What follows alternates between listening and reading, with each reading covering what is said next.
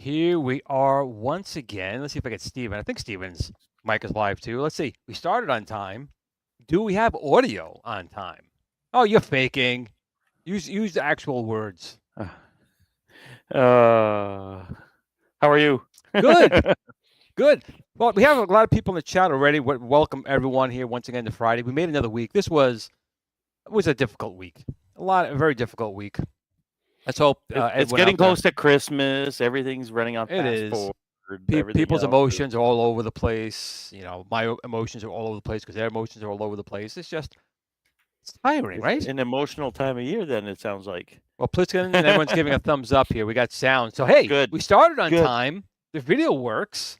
And we have the sound. It only took 82 episodes, Stephen. It just needs your internet to be conked out because you're the feed, right? Now you got to jinx it.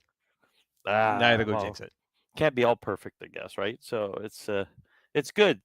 So let's say hi to the people in the chat, or shall you or I? Or well, since my screen is like 10 feet away from me, I'm going to let you say hi to everyone. Come on, put your old man glasses on. I got them over here. Right. It's kind of weird because I need it for distance, but it's not far enough away to where I can actually see with these. But it's far enough away where I can't see without them. It's weird. So well, okay. So I'll start with Adam. Welcome back, Steve. Welcome. Appreciate the that I was missed. Let's see, Adam Caleb. We got Hobby Hands. We've got Andy's Game Room. Pliskin's Run. Who else we got? Jeff D. Paul. We've got Steve and M. Rich. Sean, my cousin. Good evening. JLS Gaming. Mr. Doobles. I've never seen that name before. That's new. I think Mr. Doobles is new. No, that's good. Welcome. Yes, absolutely. It's a cool looking name. That's all. Video Game Vegas. Darth Penguin 66. Order 66. That's it. Vet 1981. And yeah, you were gone. Nobody never noticed. Okay, so I got words from my cousin. Yeah. Well, he's probably there sitting there howling in his chair. We missed you last week, but we did have a good show last week. We did. Well, but you were because I watched it. I was like, holy crap. He was eating dinner. He was eating dinner at the World of Commodore show. No, not at there. It was a place called Chucky's. No, but Not you were at Chucky's because you were at the World of Commodore show, right? Yeah, Chucky's is the place with the world's most smallest bathrooms ever. You go to the bathroom and you're taking a pee, and both walls are like this. And We I'm not a can't fall big over guy. then, so that's okay. Well, I guess they do that for drunk people, where they wedge your ass right in the bathroom stall or I whatever. wonder But how that works for plus size people then. you know what? If you were wedged in there, what are you going to do for people who are a little bit, of the more larger persuasion? Early, sure. Yeah, between you and me, uh, their surf and turf dinners were enough to compensate for the tiny bathrooms. So who else we got? We got Carl. Oh, we got Jennifer. Hello, Jennifer. Lily. Uh, you got to get Will in line, okay? Like that's how that works. I see. Let's who Pet, else? did you get Pet 1981? I see him in there too. Sean, Carl Yes, I O. did. Vet Awesome. 1981. Yeah. Hi to Jen. Paul. Hi to Lily. And if anyone's Yeah. from Florida, say hi to Florida. If Florida's watching at all. Shout out to Florida. Shout out to Florida. Nice and warm down there. That's Lily's down there. There's no Jen was hurricane gaming. yet down there, because when I No. went there in July last 2 years ago, it rained a lot. I guess it just rains a lot over there. Well, it's So it's kind of like an island, I suppose. It's it's out in the ocean and torrential downpours, and it stops, and then the sun bakes you, and then it rains again. But yeah, pretty much. yeah, Yeah. And then she just Orlando real estate. Sorry. yep. So if you're looking for a place down there, you want to hit up Lily for sure if you're looking down there. Although, I mean, I guess prices are not what they used to be down in Florida. I think a lot of people have gone down there, and prices are kind of going up, like everything else around here. I'm sure Canada's just as Oh probably yeah, worse. dude. You do groceries. What you used to buy for $100, now it's $300 for the exact same thing. I can't get It's out stupid. of. Jen is trying to help me. Jen is going through the using a telephone and these apps, so she's educating me on doing it that way, and it does save money. If I go to the store and I buy like 4 things, it's $50. No matter what it is, it's always $50. But if I use the app and Jen kind of guides me through all the things in there, they box it all up. You just pull into the driving spot and they bring it out to your car. I probably get 3 or 4 times the amount of items for the same amount of money. I was gonna say somewhat of a joke, but I would have dated myself. I would have said, like, you have to leave the nudie magazines up there on the shelf, but people get their porn Well, I told you online they come out to anyways your now, car. so it's like whatever. I told you they come out and bring stuff to your car, so They like bring the massage nudie parlor. magazines out to the car. Oh, I wasn't going to say magazines, but sure, magazines. Yeah, but they don't do those anymore. At least I don't think they do anyway. No. So again, it was first of all, everyone, thanks for joining once again. We appreciate you guys being here. I guess the big news of this week, honestly, is Sega. Sega was making some news at the Video Game Awards. At the Video Game Awards. Now, Steven, you actually saw the awards. I did not. So I did not see them. Oh, you I didn't just see got. it? Well, I got clips of it. Okay. Basically, so on my YouTube feed, I'm subscribed to the Video Game Awards, but then they have it all sliced up in like the Sega announcement, this announcement. Yeah, that's why I built this up. I pulled this up on Nintendo News because of Sega. That still always gets me when I see this stuff. But Nintendo and they're putting up Sega stuff. Sure, they used to be competitors. Now they're not. So the big thing is here, they're bringing some of their IPs back that have been gone for a little bit of a while. Bringing back Jet Set Radio, Shinobi, Golden Axe, and Streets of Rage, and Crazy Taxi. So for me, honestly, Jet Set Radio was okay. I wasn't really big on that. I liked it a lot. Shinobi I enjoyed. Golden Axe I enjoyed, but Golden Axe was kind of a button masher. It gets kind of boring after a while, so hopefully they can increase the gameplay in that. Streets of Rage, I could play that forever. Love Streets of Rage. Well, did they make a Switch Steam version or something by another company? I'm sure they did. Like, not recently, but and then Crazy Taxi recently as well. It's fun, but it kind of gets boring. So maybe they can. Yeah, out of all of these, we talked about this before the show. We did. You and I both agreed it's repetitive. We did. So I'm kind of hoping you pick up a person, you go to the next stop, blah blah. I get it, but I don't know. Yeah, I'm kind of hoping like Streets of Rage. I know I'm going to be happy with it, but I'm hoping that they can increase the gameplay on the other ones. Well, they got to make it so that it's a little more modern to get some of the kids into it, because the kids all talk about Minecraft, Roblox, and Fortnite. Those are the big 3 that are spoken in my house. After 6 years, I'm just tired of hearing about those games, to be Right. honest. I don't mind what they stand for, but 6 years there, come on. Come up with something new. And I think these ones, if you could show them to these kids, Jet Set Radio is a lot of fun. I find a lot of fun anyways. On the Dreamcast, it's in the original Xbox, those 2 games were released on there, and very, very artistic and great soundtrack, everything. It's awesome. Wow, Paul Burns saying he's never heard or played Jet Set Radio. Wow. That's, Is that the guy that bugged you to watch Warcraft? No, that was Pliskin. Oh, But that was Pliskin. Jet I Set was like, Radio, you're come on. basically a skateboarder, and you're riding your skateboard and putting graffiti, on things and going around. It's a that's fun the game. point you get. Right. And It's then a you fun get game. chased by the cops sometimes, and if you get caught and all this stuff, it's fun. Personally, I think they missed the mark again. They should have announced a Dreamcast Mini. I mean, all this other Sega news was good, but if they announced a Dreamcast Mini, it would have blew up the internet, I think. You know what game I hope they bring back in, like, let's say an Unreal 5 engine is Outrun. Yeah, you're a 60 big Outrun frames fan, right? I love Outrun. I think I don't know why. I played it at the arcade when I was a kid, and it just did it for me. Don't ask me to play Space Harrier or anything like that. See, I'd but rather play Outrun, Space Harrier. yeah, I preferred Outrun, and I really liked the versions came out on Xbox and PlayStation 2, which was Outrun 2 and Outrun 2006 Coast to Coast.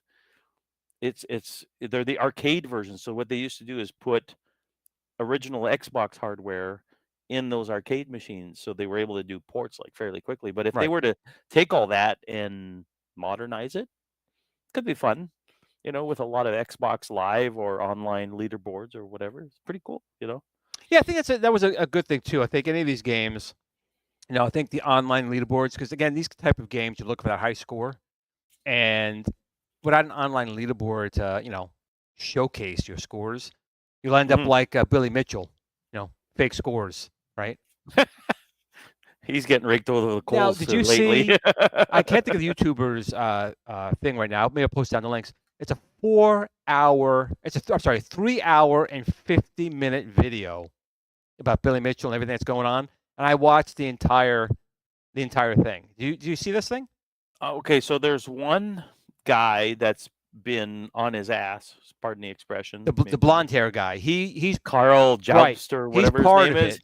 And then there's this other person I saw. There was a documentary kind of thing that lays it all out on his cheating, this allegedly video, cheating. Well, I think he's this guy. Like in this video, really proved it. It's 3 hours and 50 minutes. But the blonde hair guy talking about it, I guess friends with him, and he posted on Twitter about this video, saying this is the best video ever made. And I went to take a look at it. It said 3 hours and 50 minutes, and I watched it. He meticulously went through every single thing to prove that Billy Mitchell was using MAME, even though Billy Mitchell is still saying it wasn't MAME, it was a real machine. But he went through all this stuff. And I'm like, man, it was a long video. It took me 2 days I would hate to go to be through it. Billy Mitchell right now. And you know what? He's probably going to try to sue that guy. And because we're talking about it on this show, he's probably going to try to sue us. This guy just never stops. He'll just sue anybody that just disagree with his mullet. You know what I mean? I say the mullet has power. The mullet has power, but he disagrees with the mullet. I'm going to sue you. I'm going to see. Keep talking here. I'm going to see if I can find the video and just post the link in here because this. Like I'll be honest. Like the first time I even knew about Billy Mitchell was through King of Kong. I didn't know who the hell this guy was before, honestly. And even in there, he came across as a jerk on there, And what's weird is that the King of Kong portrayed him almost exactly the way he is in real life, in a sense, because it was apparently staged at that. Somebody told me like it was all an act, but I don't think it was. I think it was all legit, and in the end, it's like. Well, here I'm going to put the link in here. This is the link. It's this guy is Viteris. Let people know. I guess Viteris. This is the link. It's the Billy Mitchell, 4-hour video, and the other guy you were talking about, I found him as well. Carl Joust or something. Yes, like that, Carl Joust. But I guess Billy's trying to sue him because he's saying he's giving false accusations. But I know it's a long video. I see Bobby Vu just joined. Welcome, Bobby Vu. Take it in 1-hour chunks. Make it like a 4-part miniseries. But I think that video is really worth watching to really showcase how some people who claim to be this really great video game, and to be honest, he is a good game player. He's done, Pac-Man, which again, he claimed he did a perfect score, and he showcased through everyone did a perfect score, but it turned out it wasn't perfect. He was off by like 4,000 points. He missed a key. And then he started telling in this video, he's like, yeah, it was. I told everyone before it wasn't going to be a perfect game. He goes, but you announced in the thing it was a perfect game. Yeah, I know, but I told them before and it wasn't going to be a perfect game. They knew already. Blah blah blah. So he double talks and lies so much. This guy, it's unreal. What do you call a person that lies all the time? Not a narcoleptic. Well, kleptomaniac be someone who steals pathological. all the time, right? No, but there's a name. Liar. Yeah, but there's a name for that, like almost like a pyromaniac, or that a person that. But the dude's is, I don't know. Maybe somebody in the chat that's a near doctor can tell us what the name is for somebody like that just lies all the time. It's just it's constant. Well, you he's remember doing that it. other guy, his buddy that looks like the porn star that did the one game that had the gear shifting on the Atari 2600. Oh yeah, he was in the video too because he was the guy. Like he was the referee. What's that porn star's name? You know what I'm talking about. I do, Mr. Mustache. I can't think of his name. Yeah. The dude looks just like him, and he claimed to be a megalomaniac. Okay, yeah, there you go. Narcissist. Narcissist. There is a name for somebody that just lies all the time. But anyways, this guy, he's Billy Mitchell's Right, here we buddy, Ron Jeremy. Yes, of course. Pliskin knew Ron Jeremy. It's Ron Jeremy. We know what Pliskin watches on his. I think Ron Jeremy's in jail right now. Oh, is he? But anyways, his buddy that looks like him claimed to, that it was like a quarter mile kind of racing game, drag racer, I think it was, and basically he had the record for that.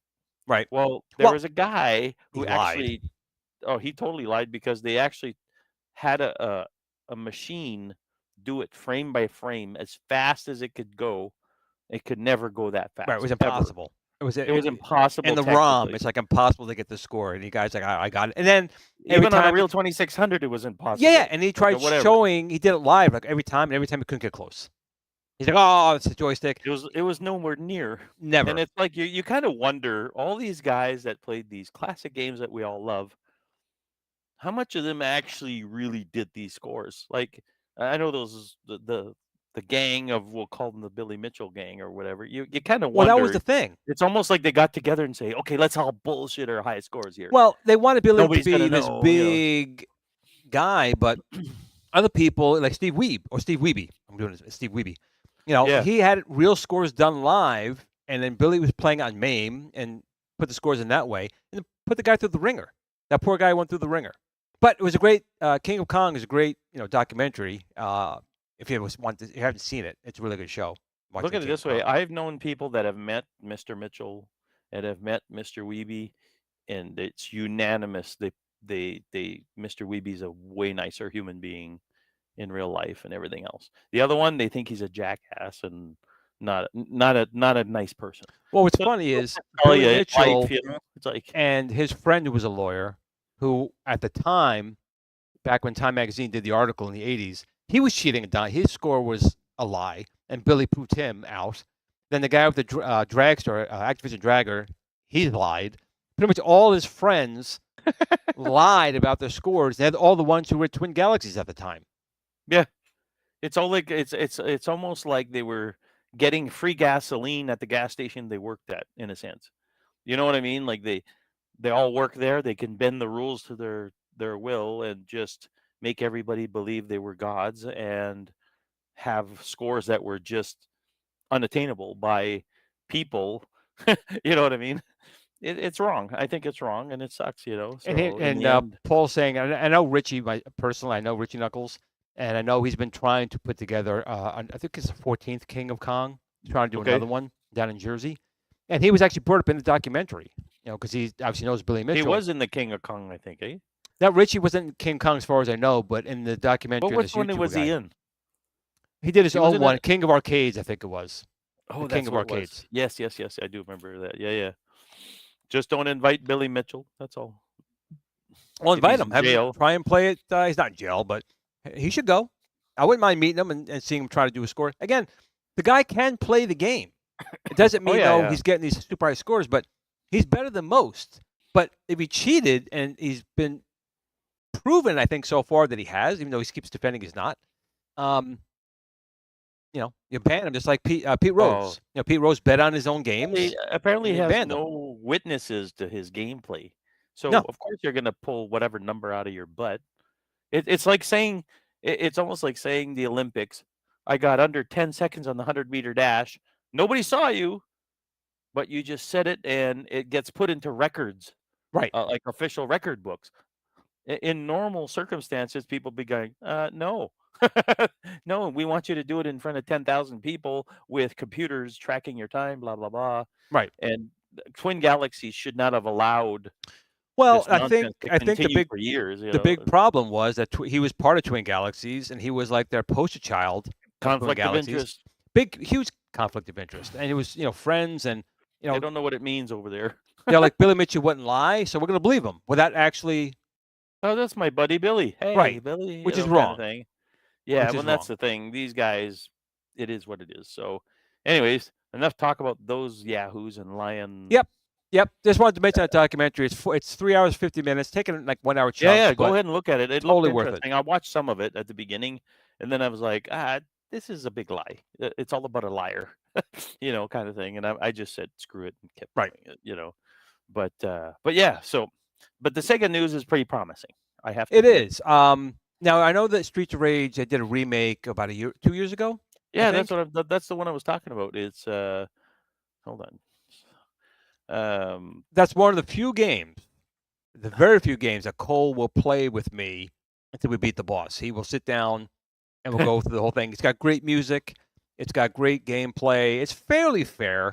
It's one of those games that beats you down. You can't beat it. Just play it with 2 people. You'll get to the end of the game, no problem. And Streets of Rage 2, I think 2 was my favorite out of all of them, personally. I just don't remember which one it was. Was it Streets of Rage 4? I think it was Streets 4, of Rage 4. Yes, 4 was the remake. Or the latest Xbox, one. Blah, blah, blah. Oh, that one looked incredible. Street of Rage 4 is not a remake. I assume it's a continuation then, or just something. It's not a remake. Remaster maybe or something? Or... No, I think it's like it was a totally new game just based on the characters of Streets of Rage. Oh, yeah. No, it was a whole very artistically beautiful game, honestly. Very, very nice. Yeah. We don't go against Jason AI. AI Jason, he says it's gospel. We believe it's gospel. Yeah, it's we gospel. just believe him. He's our Billy Mitchell. Whatever he says, he's going to become a liar. Take it. Jason put it down there. It's truth. We don't question Jason. And then you see Jason, goodbye forever, leaves. Let's talk a little bit. Right? So, let's talk a little bit about why you blew me off last week. Let's talk about why you blew anybody off. But anyways, basically, I was in Toronto at an event called World of Commodore, where I got to meet some pretty cool people. I got to meet. I will preface this. So there's an individual that Glenn knows, and he's, I guess we'll call him a big deal in the Amiga community, unsubbed. Please don't go. And basically, the man's name is RJ Michael, right? A legend. A legend. Why is he a legend? Well, that I don't know. He was an engineer over there, I think, because he was part of 3DO and a few other things. You know him more than I do. I do. So Glenn, before the show, he tells me this. He's like, go up to this man, tell him you know me. Hopefully he doesn't throw you out when you tell him you know me. Here I am. I'm like, are you sure you know this guy? Like, do you know him? So I work up the courage to go up to him, and I'm like, hey, Mr. Michael, we have a mutual friend. His name's Glenn. And if you don't know him, I apologize profusely. And sorry to bother you. He's like, oh, no, I know Glenn. Me and Glenn all the time. And I was like, oh, thank God he was bullshitting me. No, tell the truth. RJ, people don't know him. Super nice man. He's a very nice guy, but he was one of the influential people who worked on the Amiga project. He's one of the people who brought the Amiga to life. He's one of the two main developers at Epix that brought the Lynx, then called the Handy, and then Atari bought it, became the Atari Lynx, to life. And he worked on 3DO. All three extremely, probably the most powerful machines of the era, but none of them really took off. And it's just one of those things. Like, man, the guy built basically the Bugatti of the computer and the video game world. Truth be wasn't told, alone. No, he worked with other people, but very smart guys. Yeah. He's a very smart guy. But these machines just did not. I mean, the Amiga did pretty well. I mean, that was really Commodore's fault.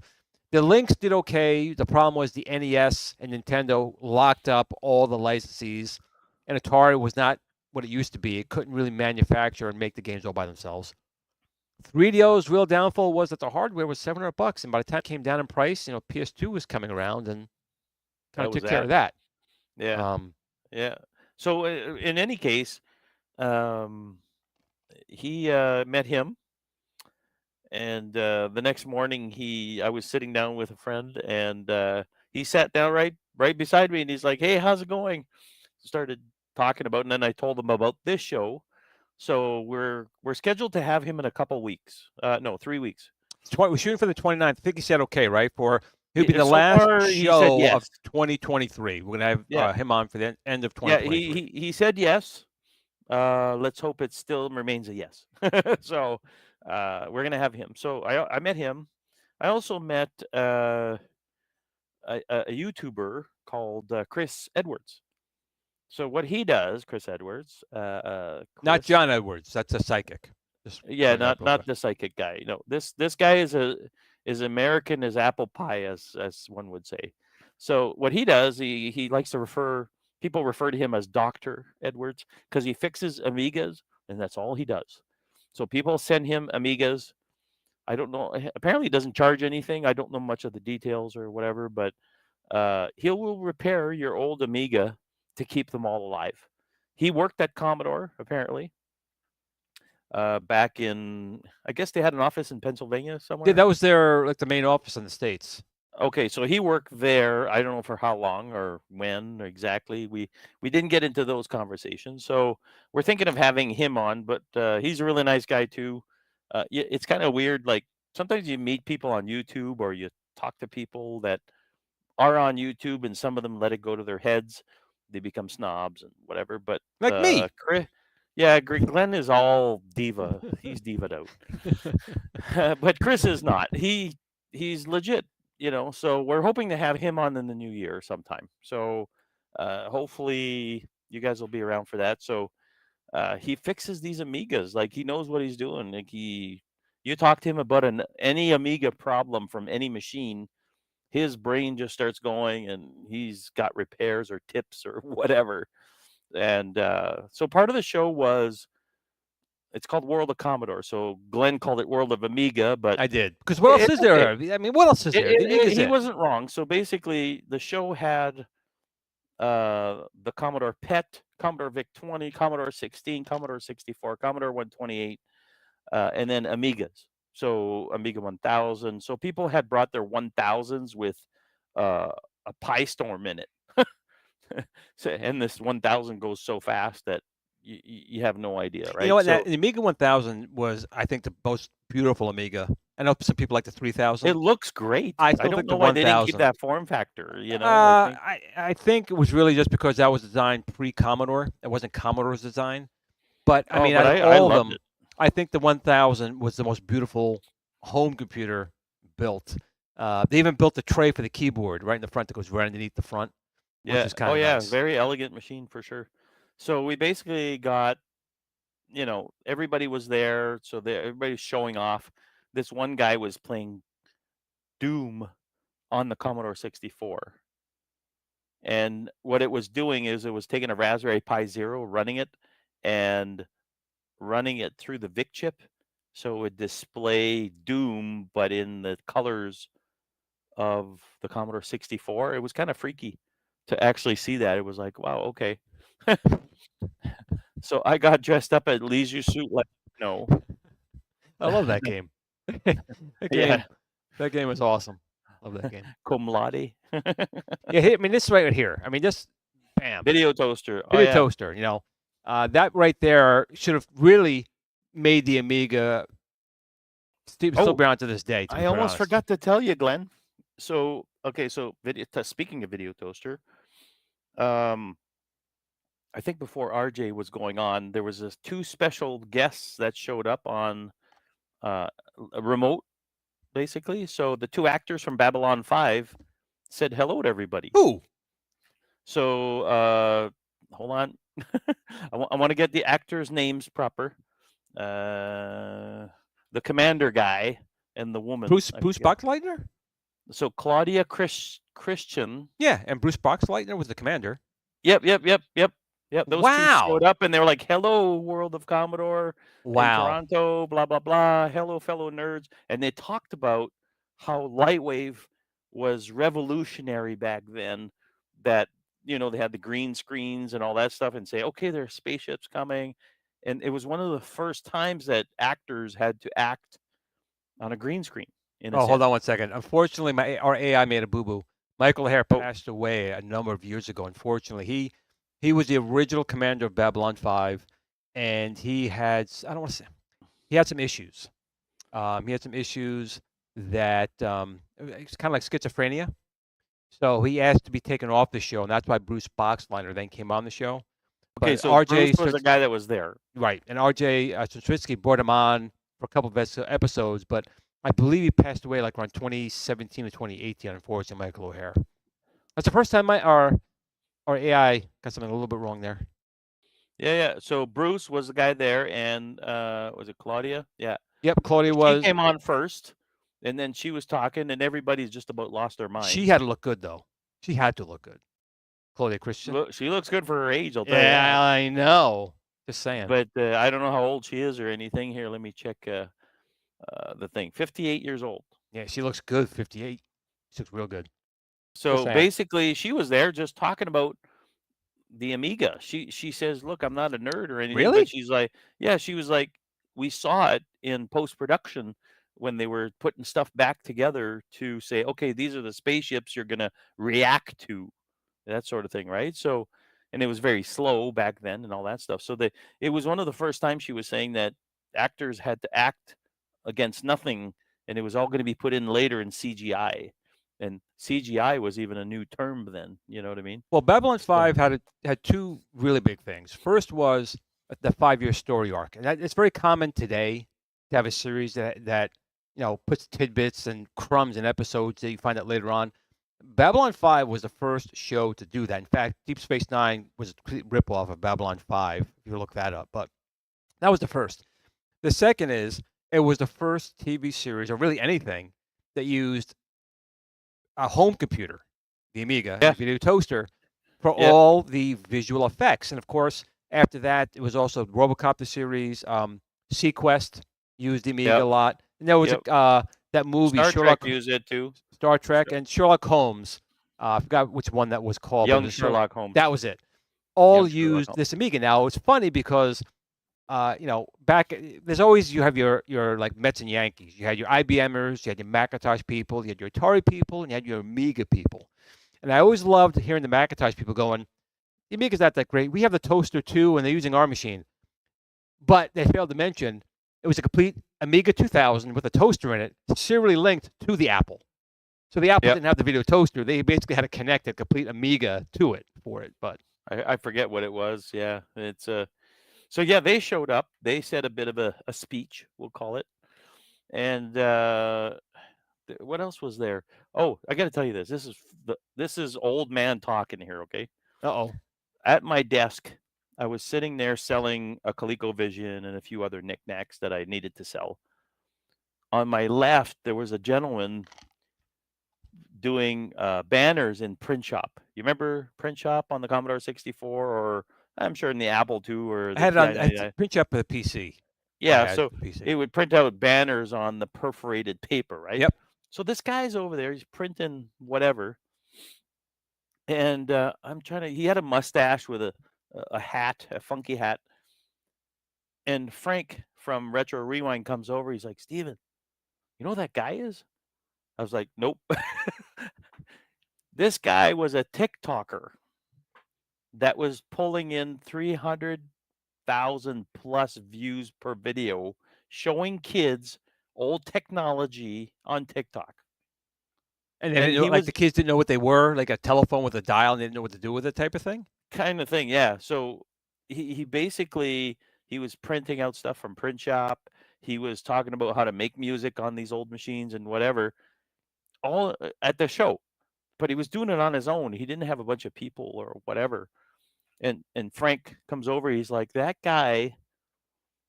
He's pulling in like 350,000 views per video, and I'm like, what? So apparently, if a few weeks back, this guy had posted the Wi-Fi modem for the Commodore 64. So what it is, it's a modem that uses Wi-Fi to mimic an old modem, right? He talked about it on one of his videos. Frank sold like 60 plus in 2 weeks of those Wi-Fi modems, and he wondered what happened. Like, how did I sell 60 of these things in one shot? He tracked it down to this guy. I'm like, wow. Okay. So got a bit of a paradigm shift there of this individual just catering or appealing to this younger generation about this old stuff, right? So it's kind of cool. So the show overall was really good. Let's see. It was Saturday. Was fairly busy. And then my buddy Vince and Keith were there showing off their stuff. Keith was showing off the Mega 65, which is I was the going to ask you about that. new. Yeah, yeah. So tell us That about thing's that pretty one. cool. I don't know much about it because I was at my table and I didn't get a chance to really sit down. But it's apparently it's the OS and the whole nine on an FPGA, but also it's an FPGA, so you can have it do the Commodore 64. I don't know if it does a 128, but this thing has the built-in floppy and everything. It's pretty cool. And then Vince, he had the CD32. He had those I guess those things that flap in the wind at a car dealership. They're like they're like a blow up Yes, the thing. inflatable guys. Well, he had a Yes. mini one of that and just flapping around on his booth or desk or whatever. It was pretty funny. Everybody was making remarks. And he had the Christmas demo on his SX64, the portable Commodore 64 that weighed 6,000 pounds. Wow. He had the Christmas demo running on there, so because we're around Christmas. So, anyways, overall, it was a fun time. Did you buy anything when you were out there, or was it really just you didn't pick up anything? I bought. What did I buy? Oh, I finally got a copy of this. This is a game that I've been looking for forever for the Amiga. Ah, fuck, you can't see it. Ah, Watch crap. your language, Steven. This is a family show. You're cursed. We don't Sorry. do that here. There. That game. Gods for the Amiga. Boxed. Is it boxed or just the instructions? Yes, it fell out of the bottom here. So I've been looking for that game boxed for years. So, anyways, there it is. Sort of. There. Now, why did you feel you needed to purchase this game? Because I love it. It's a great game. I love that game. And it was there for $15. I was like, yay, great. Done. So I picked up that. I picked up a couple power supplies for my 1541-2 and my 1581 drive. So it's pretty cool. What else did I pick up? Oh, a RGB to HDMI that gives the Amiga HDMI output crystal clear. So And would you pay for that? $42 Canadian. Okay. So 13 cents American, $42 Canadian type price? I would say more like $35 Okay. American, but Okay. sure. Chris did the same jokes, man. Chris from the States did the same damn jokes. So, anyways. We Americans are all the same, Stephen. Yeah, you cross the border and you don't know what to say anymore. So, but anyways, yeah, no, it was good. Lots of time. Oh, yeah, Stephen M. at the free table. So, the free table so World of Commodore has a free table. Okay. It's literally you go there and people put stuff for people to leave to leave with or whatever. I've seen people take stuff off that table. Was there any wives on the table? Any what? Wives. Wives? Yeah. Yeah, no, there was no. This Okay, this what is else? a whole guy thing. Okay. So basically, I've seen people take stuff off that table and then go sell it right after, and you're like, come on, What the frick, man? Well, what was on anything? Was there anything decent on the table? It's a sort of a grab bag. So I've seen these little 3.5 floppy cases made out of plastic that you can put floppies in. Yeah. I nearly took one and I went, I got too many floppies that'll not fit everything in here, so I'm not bothering. So I didn't bother picking one up. There was Hold on, like we're gonna give a quick old shout out to switches Biggie and D. stuff. So. Quick shout out to Biggie D's Arcade. He's in the car driving. We're supposed to let him know that we know he's driving. Thanks for listening and drive safe. Yeah, don't let us drive your butt off the road there. No. We don't want that on our conscience. No. So, anyways, overall, it was pretty fun. Like I said, a lot of people there. Like Frank from Retro Rewind was there. He wasn't fixing machines this time. Maybe the odd one and stuff like that. But they had lots of stuff to sell. He hooked me up with a T-shirt. I'll probably wear it next week. But basically, yeah, it was good times. It was a lot of fun. You said it was about an 8-hour drive for you to get there? Oh yeah, 8 hours. It sucks. It's not fun. So it's in Toronto, Ontario, Canada. It's every beginning of December, and you can get more information maybe for next year's. It's tpug.ca, tpug.ca is the website. Go there, and next year's events, it's always at the beginning of December. Always, always, always. So it kind of sucks that it's in the winter because it gets pretty sketchy coming from up north here to drive to Toronto. It's it could be real nice and poof, a blizzard all of a sudden, so it kind of sucks.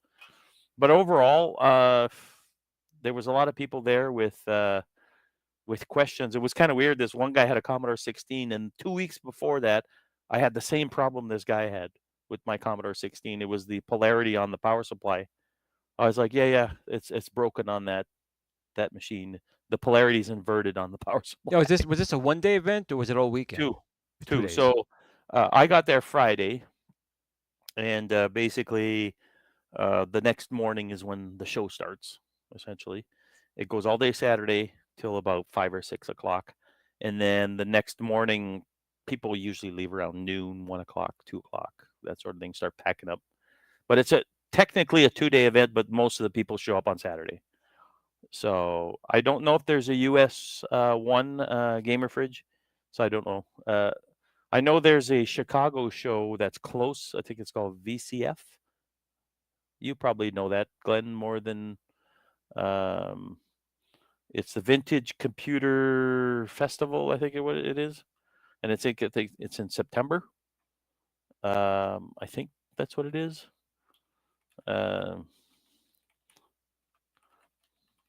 So anyways, yeah, Vintage Computer VCF. It's Vintage Computer Festival West, right? And then there's an East one. There's one in Chicago, anyways, and it's almost the same thing, but it's not just Commodore stuff. Over there, if you wanted a TI 99, Glenn, again, you could.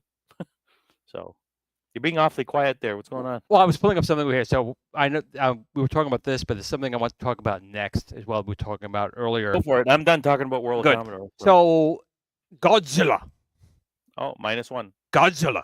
So I am a Godzilla fan. I remember being a kid putting on, I guess, Channel 9 here in New York.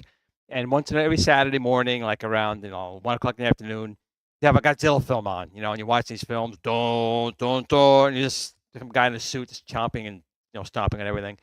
And they made other movies. We were talking before the show. I personally enjoyed the Godzilla versus Kong. I really did enjoy it. I didn't care for the early 2000 ones with Matthew Broderick. I thought they were horrible.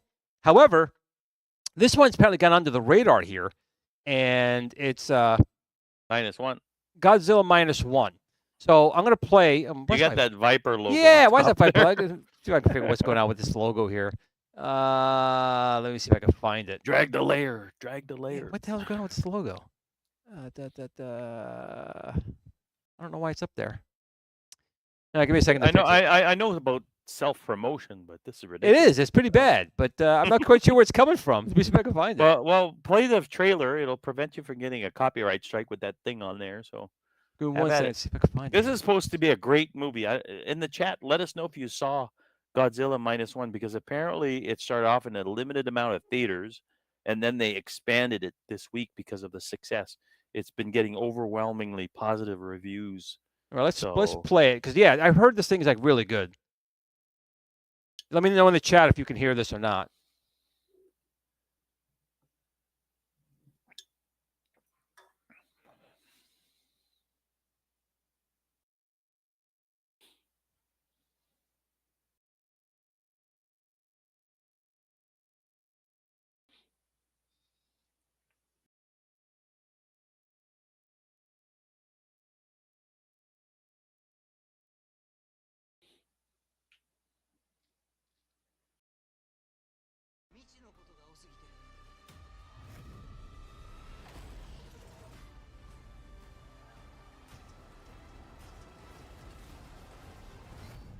There's no audio, Glenn, apparently. Yeah, I think I fixed it. Okay. That's an iconic sound. Hopefully the guys heard that.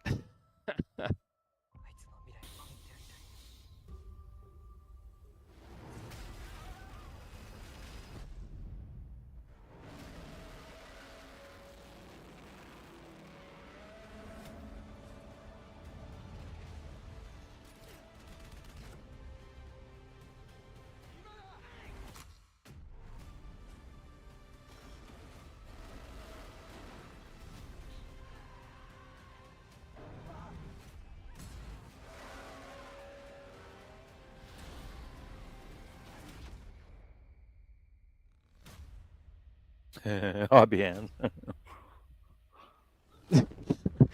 Well, apparently the sound isn't working, which will save us from a copyright strike, but the visuals are still pretty good.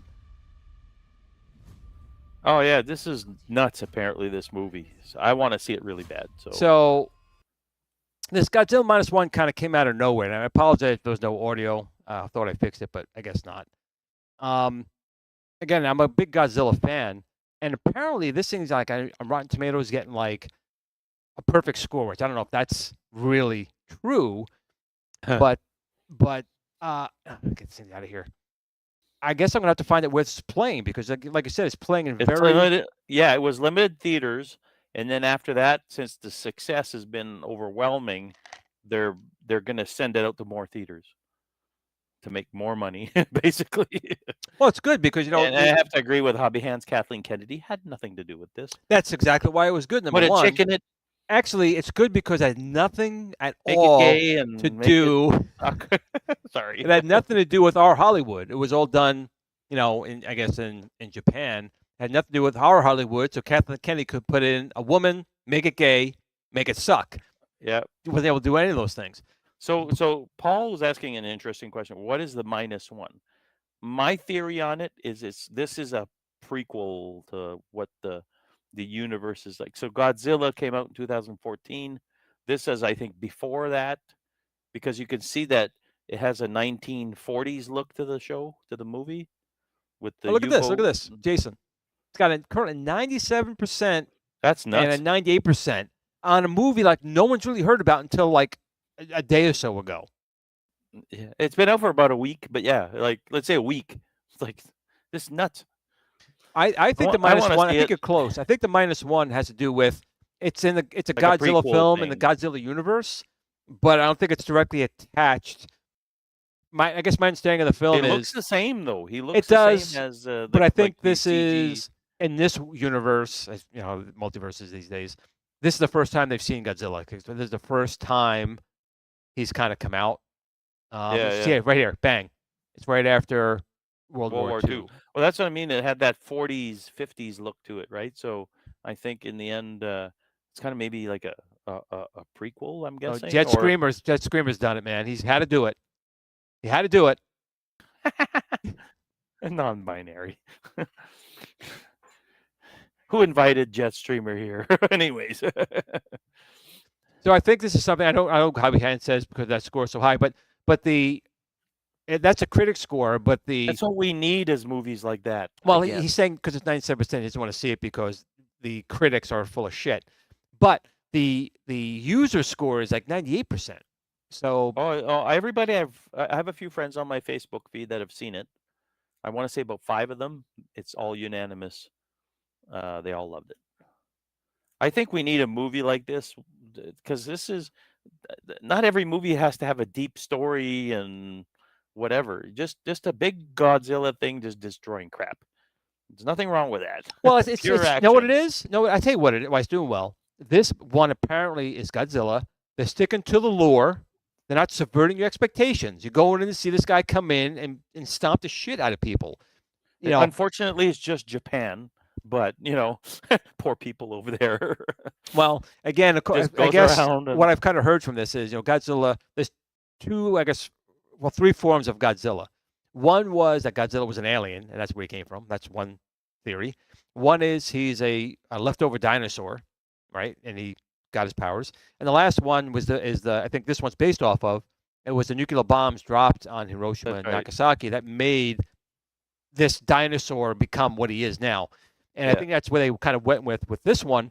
But again, they you know what Godzilla is, you know what to expect, and that's what they gave you. They didn't go in there and make it Godzilla with a Woke. bow and lipstick on. Make it And woke. yeah, they didn't make a chicken there, make it gay, make it suck. They skipped all of that. And made it what it was. So if you guys like or excited for that, I've been watching a series on Apple TV Plus, Monarch: Legacy of Monsters, and it talks about that nuclear, how that happened and how they discovered that stuff. So it has Kurt Russell in there with his son playing a younger version of Kurt Russell's character and everything else. It's called Monarch: Legacy of Monsters. It's actually pretty good. It's got some crazy monsters in there, big spiders, and it's from the island and all that stuff. And Godzilla does show up. Really? Yeah. I won't ruin anything, but just So basically, we have I two think it's now. part of that same lore. So we got guessing. I two. don't We know. got Godzilla -1 and this Kurt Russell one in the theaters at the same time. Is what you're saying? I don't know. I guess, yeah. Oh, I mean, Glenn Baisley says Monarch is great. okay. He's a movie fiasco. Aficionado. Thank you. That's the word. Is that the word? It works better than what I was saying. Leave it to the French Canadian guy to pronounce shit properly. So I guess this weekend or next week I have to watch Monarch and Godzilla -1, and I'll probably go by myself because Jen is probably no way going to want to see this, and Cole is in no way Come on, Jen, want to go see this. You got to go see a big dinosaur, according to the trailer, go fling a train across town and let it land in the tracks. She's not going to do it. It's a mindless movie. That's what it is. It's like going to see Dumb and Dumber. It's the same thing. It's just, you don't go there for a story. You don't go walking in the theater going to see Dumb and Dumber for a story. No, I go to work for that. Okay, so it ties into the American movies. Okay, so the Godzilla movies that we've seen, I think Kong. So is this Monarch from Universal? Is that a Universal movie? Well, no, it's from, well, maybe. I don't think so, but it's on Apple TV Plus. That's all I know. It's pretty good.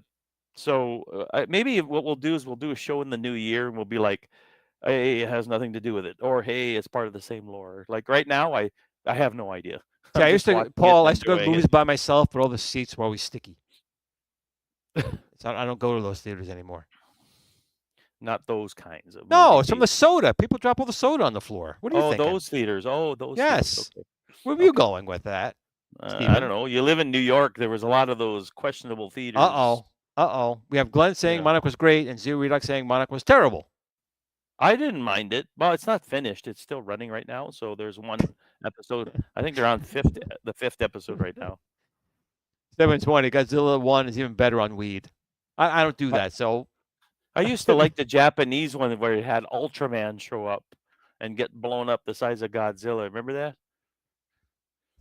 Yeah. And you'd fling the Godzilla onto the miniature buildings and stuff like that. It was fun as a kid watching that stuff because you had no idea who that character.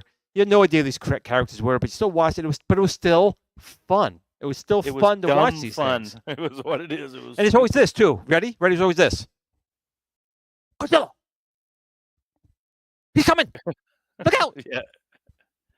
And that's why you go see like it. Old kung fu movies. It was the same idea. I really love the old kung fu movies.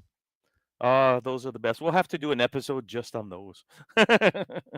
Just talk about the old kung fu movies back in the day. Yep. But at least with Godzilla -1, it looks pretty good. Yep. And Steve and Glenn, we were talking about this before. I didn't care for any of them except for Godzilla versus Kong. The other two I watched once. I didn't need to see it again. But I'm hearing that this Godzilla -1 is like really good. So yeah, I've heard the same thing, which is good. So in the end, we'll see. You know what other movie it looks interesting? Another Kicking It Old School -1. Yeah, that was well done, Paul. Kicking It Old School -1 was last week, and then +1 will be next week. So, anyways, yeah. So the other movie I want to see that you may not want to see it. It's Silent Night with Joel Kinnaman. He played RoboCop in the new RoboCop, but he's in Altered Carbon, the Netflix show. which I still got to watch. I've heard a lot of good things about Altered So Carbon. good. Anyways, this movie Silent Night apparently is about a father. There's these yahoos doing a drive-by shooting. They kill his son in the drive-by shooting because the gangs were shooting at each other. He gets shot in the throat. He can't talk. So he's basically like his vocal cords are blasted. And what he does, he goes on a revenge thing. And it's John Woo that directs this thing. So he goes and kicks all their asses. The fight scenes are pretty cool looking. So, and again, don't go there for a story. It's a dude gonna go kill a bunch of people. So Which don't is go there. 80s, 90s Yeah. movies. Yep, and it's a Christmas movie, so he goes there on Christmas Eve and takes them out.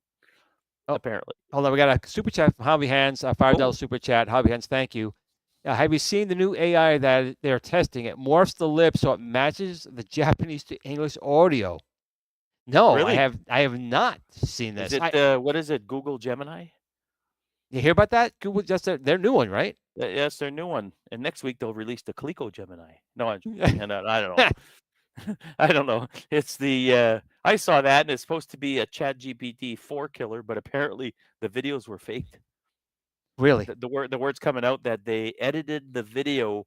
I'll give you an example. So when the AI responds, it's apparently it's pretty slow. So what they did is they edited the thing so it would look like it was instantaneous. Well, that's not a ChatGPT killer if your stuff takes 10 minutes to give you an answer, Right. So, yeah. Well, I got to admit, I mean, with ChatGPT 3, which first came out, I was all over that. That's the free one. I was asking it to give me, code for my TI. I haven't touched it in forever. I was on it big time for a while. I didn't touch it forever, though. It's, I use it at work, and I tell my boss flat out that I use it to compose marketing emails, and then I go in and tweak it, obviously, to make it, AI movie where Charles Bronson hunts down Godzilla. Sorry, it's pretty funny. It is. I ask it to check out like code that I generate for PHP, and I tell it, "Can you optimize this?" And it spits out an optimized version of my code, and I'm like, "Oh, this is pretty cool. It's a nice tool to have, especially for coding. It'd be really nice if it could learn TI-99 stuff or ColecoVision Oh, it programming. will. It will, and then we'll have And you just tell it, fembots. "I want a game like this," and it just cranks it out for you. Well, it did. I asked it to create games, and there were some errors in the code you had to fix. But overall, you have to ask it in the right way. A couple times it's like, well, I'm just a lingual blah blah blah. I can't really write it. I said, well, word it just the right way, and then it starts spitting out char codes and sprite codes. I'm like, that's what I'm looking for. And there was a couple of errors, but you can kind of see what they are, and you fix them, and it ran. Again, it did, really? It freaking ran, and it spit it out within like minutes. Not in minutes, like seconds. Maybe 10. Bam! It's just coming on the screen. Well, for me, with my web coding and stuff like that, it just spits it out. Hey, can you fix this code? And I copy and paste it in there.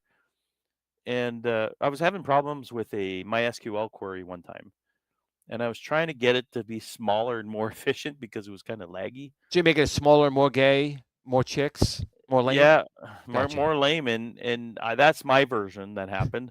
And it took all that crap out and optimized it, and I was like, wow.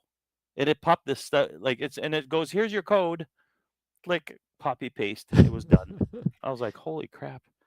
So it was pretty cool. Like, I have to admit, so Chat GPT has its place. I can't wait to see what happens later. But Yeah, 2024 I think is going to be pretty wild. I mean, I still can't believe 2023 is coming to an end, but I think 2024 AI is going to really start taking off a little bit more. I think even Elon Musk's, whatever his oh yeah. robot is coming out. Speaking of Elon Musk, did you see what he did this week? He basically told Bob Iger of Disney to go screw himself. Oh no! Well, what happened? Oh, you gotta go. You gotta go see that. Basically, Bob Iger goes on. It was this. I don't know if it was New York Times or what.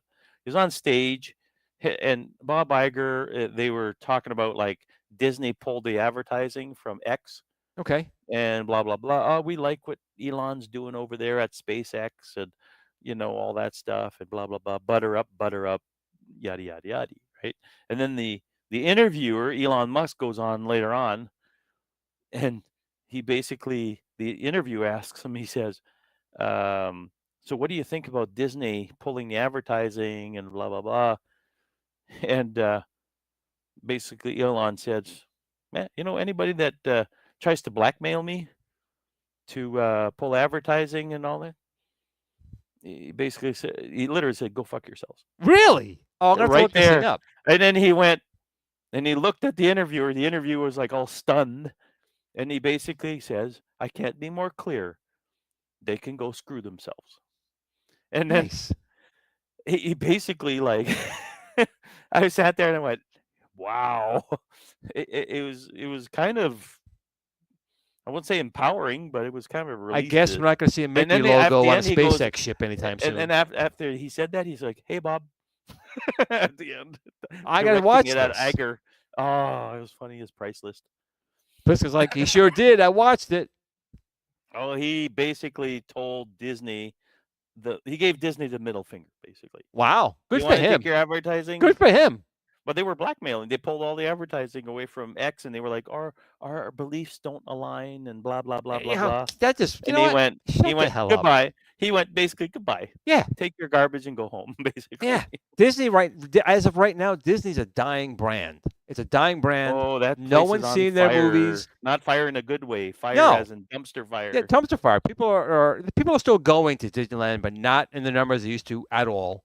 They're not seeing the movies. The Marvels tanked worse than the Titanic. It went dead on arrival. I think if you go to Disney World or Disneyland, it's still an okay experience. But when you go to the theater and it has the word Disney on it, that's when you should be careful. Well, if I go to Disneyland, it's just some guy look like me dressed up as Belle from, I don't want to see that. I don't want to see Glendora. Are you moonlighting over there? I'm not, but I've seen people. I've seen people post pictures saying there's dudes dressed up as princesses. That is what? I mean, yeah. So I'm cool not going. By the way, I didn't even look at the clock. It's 9:01. Do we have to cut away? We do. Well, let's go. Super Gamer Dude is going on, but who's coming on next week? Let's have an announcement. Who's coming on next week? Who do we got? Frank Linares from RetroRewind.ca. He was on last year.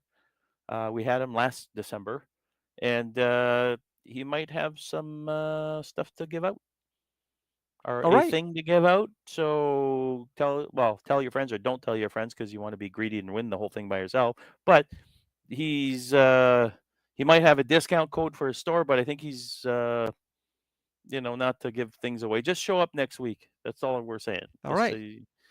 So and then that store, go check it out in the meantime, RetroRewind.ca.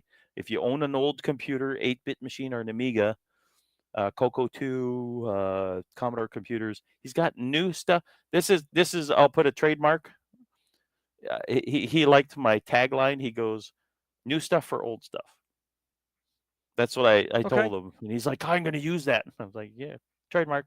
All right, so we'll have him on next week. And real quick, I want to say once again that right now until December 31st, you can still go to Thunderstick Studios and get 30% off of the majority of items on our website. If you want to pick up a nice controller for yourself or for family, your wife will love a Star Wars yoke or a Build-A-Cade. Right, Steven? You would love to give your wife one of these things, right?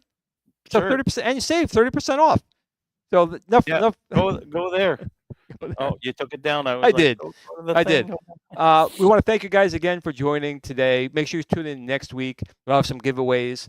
But as always, we appreciate you guys coming out. And Steven, I'm glad you showed up today. It was really nice. It was really nice having you back on the show. It really was. Yeah. This chump over here. Yep. Yeah. Hopefully, my So- basement will be fixed relatively soon. My contractor has, not even contacted me yet, even though he was supposed to start like a couple of days ago. So this might be a money pit situation. Who knows? It could be. All right. Well, take us out there with your speech of life. I will. I want to once again, it's coming close to the end of the year. We're not there yet, though. And this is fun. We have a great time here. But remember, always tell your family and friends that you love them, no matter where they are, no matter what they do, because tomorrow is never promised, and you don't want to have any regrets. So make sure you tell your family and friends that you love them. But, Steven, in between those times, what do we do? Game on, and remember, life is short. Boop. We're out. Peace, buddies. Good night, guys.